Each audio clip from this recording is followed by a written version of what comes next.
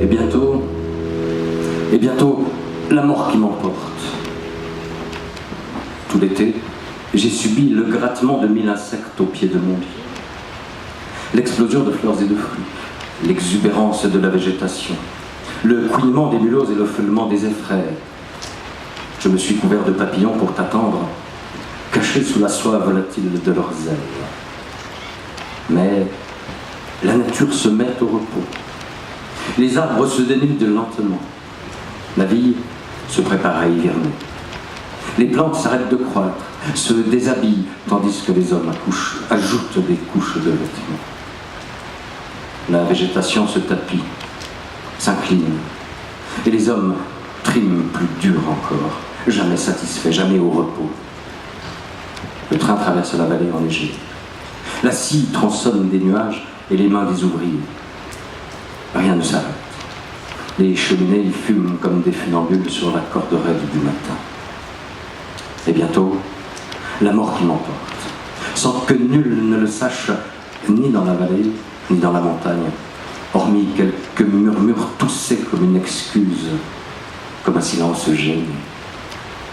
La mémoire du village nous oublie, nous gomme, heureusement sans doute. Peut-être est-ce là la raison pour laquelle je continue de te chercher, la raison pour laquelle tu fuis incessamment, que tu glisses entre mes mains comme la truite sous le cresson. Le sentier de la forêt frémit de ses brindilles. Les feuillages à la canopée folle des grisailles de loup comme un ressac d'océan.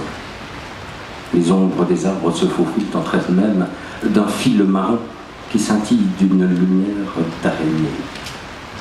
Je piste tes traces, remonte la nuit pour la féconder, pour décrire le parcours des bêtes, de leurs combats, de leurs fuites, de leurs victoires, de leurs défaites. Nous sommes si proches en termes de lutte, à tel point que je décèle partout les pièges des braconniers, le passage d'êtres surnaturels, de personnages de contes et d'enfants imaginaires.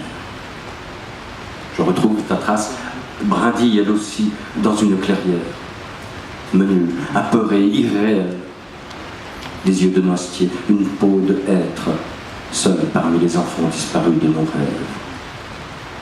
rêve.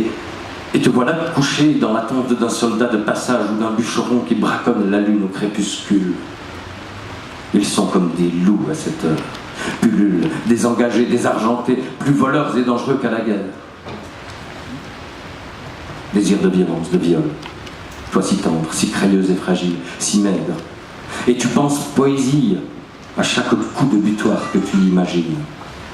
Toi qui attends l'abeille et le miel de la vie, en quête de brutalité pourtant dans la nuit.